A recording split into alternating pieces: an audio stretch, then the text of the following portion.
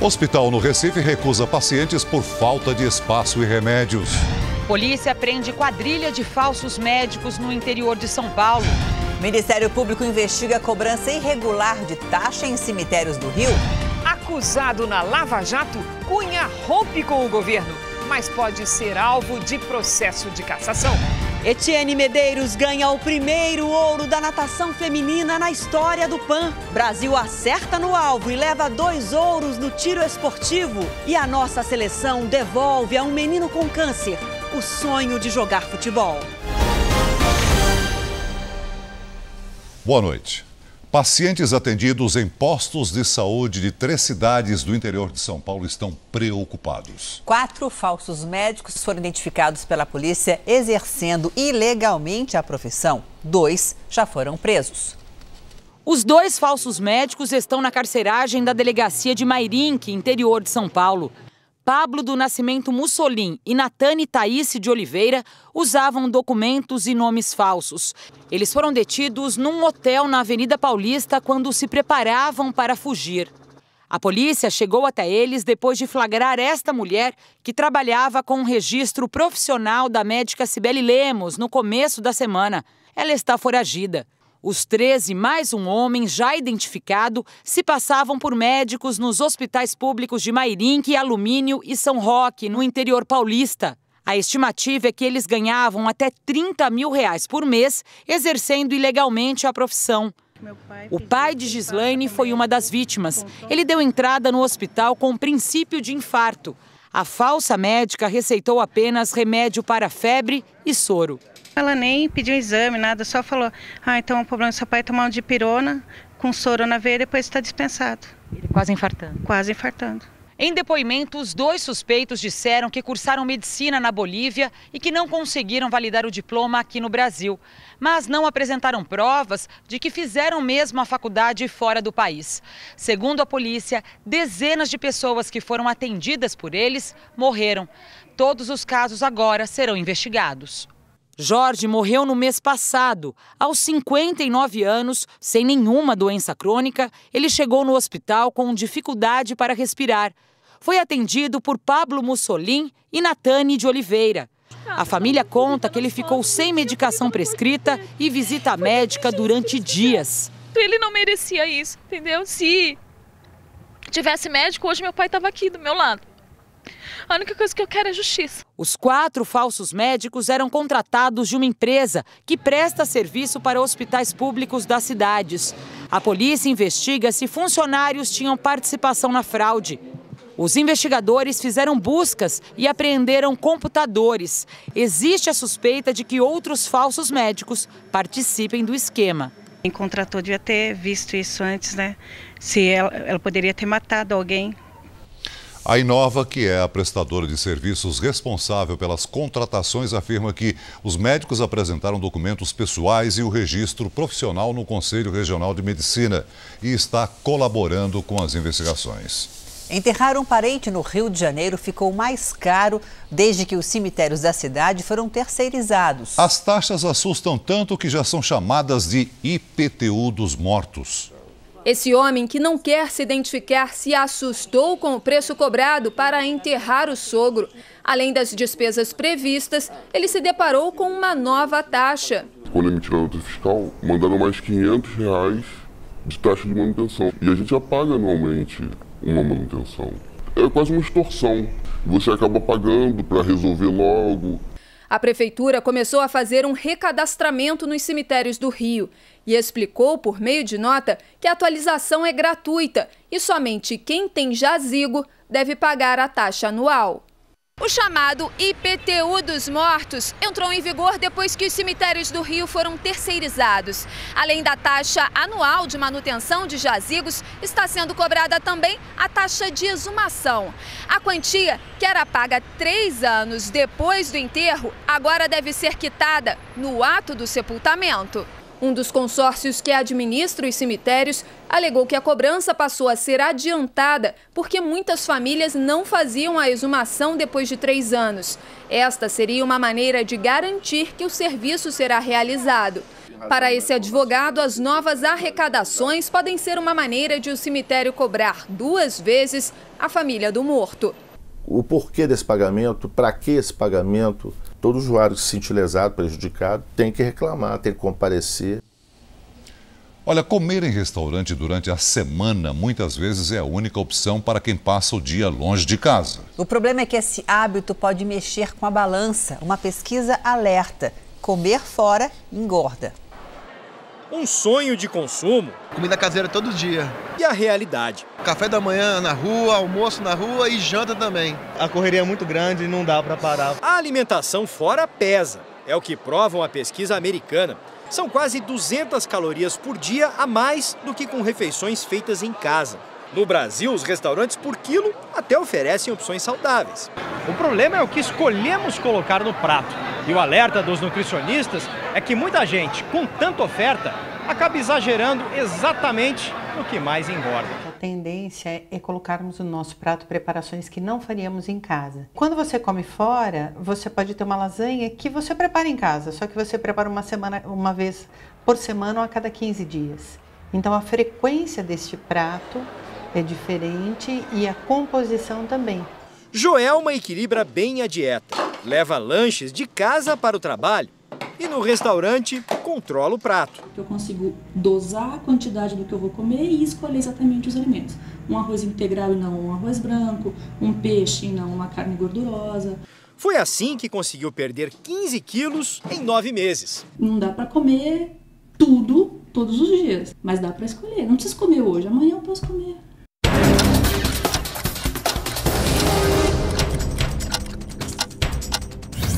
Motoristas de van escolar protestaram em várias cidades do país. Eles são contra a padronização da frota e criticam a obrigatoriedade da cadeirinha para transportar crianças de 1 a 7 anos. A lei começa a valer no ano que vem. Acidente grave em Tocantins. O motorista de um caminhão perdeu o controle da direção e bateu de frente em outra carreta. Um dos veículos pegou fogo. 2 pessoas morreram. Uma outra foi socorrida. O adolescente condenado pelo estupro de 4 meninas no Piauí foi morto dentro da cela. Em maio, ele e outros 3 menores agrediram e estupraram as garotas. Uma delas morreu. Um caminhão com a caçamba levantada bateu e entalou numa ponte na Marginal Tietê, em São Paulo. A pista central ficou interditada durante todo o dia. A estrutura da ponte não foi afetada. O motorista se feriu e segue internado. A Prefeitura de Contagem, na Grande Belo Horizonte, fechou um abrigo para menores por falta de documentação. O local já era investigado por denúncias de maus tratos. As meninas foram transferidas para abrigos na região metropolitana de Belo Horizonte. Nesta semana, 3 crianças fugiram ao irem para a escola. Procuraram uma ex-funcionária para pedir ajuda e denunciar as agressões. Elas tomavam banho de 3 em 3 dias. Elas não podiam ficar dentro da casa, tinham que ficar fora durante o dia. Eu tenho que tomar um dia e o outro de noite. Ela está me dando um remédio. Eu fico dormindo. O abrigo foi fechado hoje, mas por falta de documentação fiscal. A Prefeitura admitiu que já tinha conhecimento de outras denúncias feitas contra a unidade, mas nunca conseguiu provas. Esta conselheira tutelar diz que em depoimento as crianças entraram em contradição e que não foi constatada nenhuma agressão física. Na intenção da garantia de direito, né, e da integridade física delas, nós pedimos para o judiciário a transferência das mesmas para outra instituição, até que se verifique todos os fatos.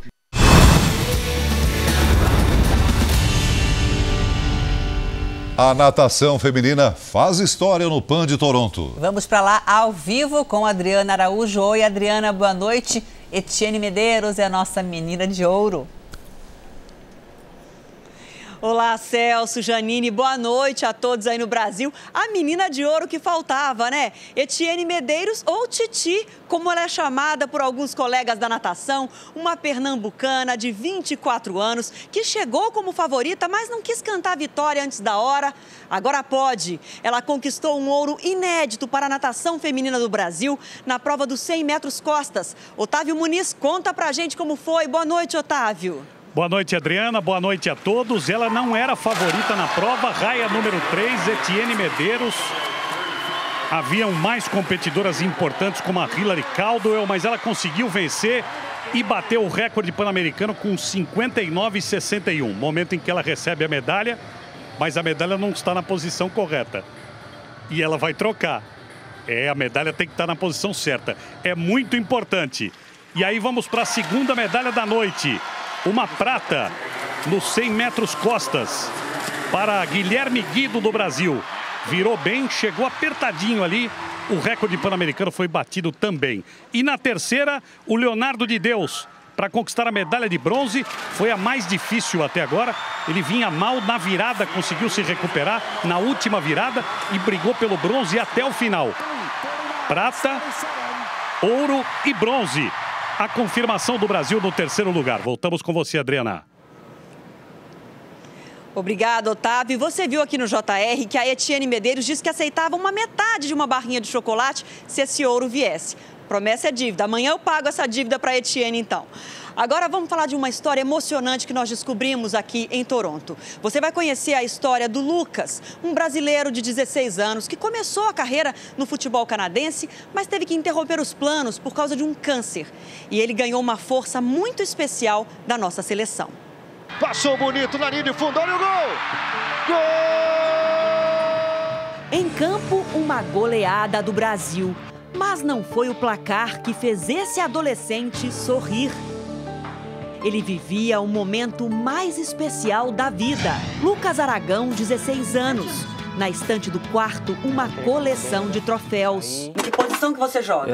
Meia esquerda. Ele começou a jogar aos 6 anos e continuou depois de se mudar com a família para o Canadá. Com todas essas conquistas aqui, né, Lucas? Você sonhava ser jogador profissional.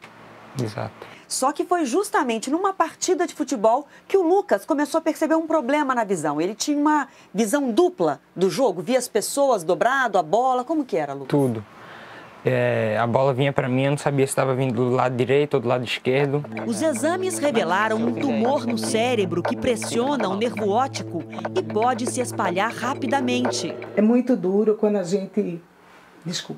Quando a gente fica sabendo que um filho está com câncer, né? A família venceu o momento de desespero. Toda vez que eu olho para ela, ela tá triste, eu começo a dançar. Toco música, faço ela rir. Lucas passou a usar um tampão no olho direito que corrige a visão dupla. A cirurgia na cabeça retirou parte do tumor. Agora ele vai enfrentar 8 meses de rádio e quimioterapia para vencer o câncer. Como não tem cidadania canadense, a família precisa pagar pelo tratamento, cerca de R$700 mil. Por isso a campanha Somos Sempre Lucas, que sensibilizou a nossa seleção em Toronto. Assim, ele foi convocado para ser gandula por uma noite. E o melhor veio no final, o encontro com a equipe. Ele que é espelho para nós, essa força de vontade dele aí. Acho que ele pode sempre olhar para a gente, ver a gente como uma força a mais que ele tem. Eu sei que a família dele está sempre do lado dele. Não imagino como é que está a cabeça, o que passa na cabeça dele. Mas meu sentimento é de muita força, muita vontade de viver e de vencer. E que a gente consiga essa medalha para ele. Aqui a credencial que o Lucas usou para atuar como gandula durante o jogo. E essa aqui é a relíquia, né? A bola, olha, autografada por todos os jogadores da seleção brasileira. Se for preciso, ele vai leiloar a bola para pagar o tratamento. Mas as palavras que ouviu ficarão para sempre. O aperto de mão, os abraços e todas as mensagens que eles me deram. O gesto do nosso time devolveu ao Lucas a capacidade de sonhar. Queria eu pegar a bola, dar um chute, fazer um gol, sair para a torcida comemorando na seleção brasileira. É um sonho. Lucas, para você, força, você vai vencer e vai brilhar muito ainda no futebol. Boa sorte para você, tá? Agora vamos falar de uma outra lutadora em todos os sentidos. É a Joyce Silva. Ela também conquistou um ouro inédito para o Brasil e hoje teve um dia bem leve de torcedora, como mostra o Eduardo Ribeiro. Com a medalha no peito, a carioca que largou o jiu-jitsu para treinar luta olímpica era hoje a mais tietada das atletas. O ouro, no entanto, só veio para Joyce Silva depois de muitas derrotas, como em Cuba, 2 anos atrás, contra a mesma rival da luta de ontem. Joyce quase sofreu uma finalização quando o lutador tem as costas colocadas no tapete por 3 segundos. Mas em Toronto, ela foi à forra, de virada, como bem lembrou a torcida. De virada é mais gostoso! Na metade da luta, ela perdia de 5-0 para a cubana. Diminuiu a diferença com golpes como esse. O empate e o desempate vieram com faltas da cubana, penalizada pelo juiz. A carioca logo passou de lutadora a dançarina e foi para a corridinha com bandeira, reservada apenas aos campeões. O choro no pódio, ouvindo o nosso hino, foi batendo continência, já que ela é 3º sargento da Marinha. Agora é brigar por uma vaga na Olimpíada do Rio ano que vem. Eu estou trabalhando muito para isso, para chegar lá bem. Então, o que eu posso fazer hoje é me dedicar, treinar forte, e é o que eu estou fazendo.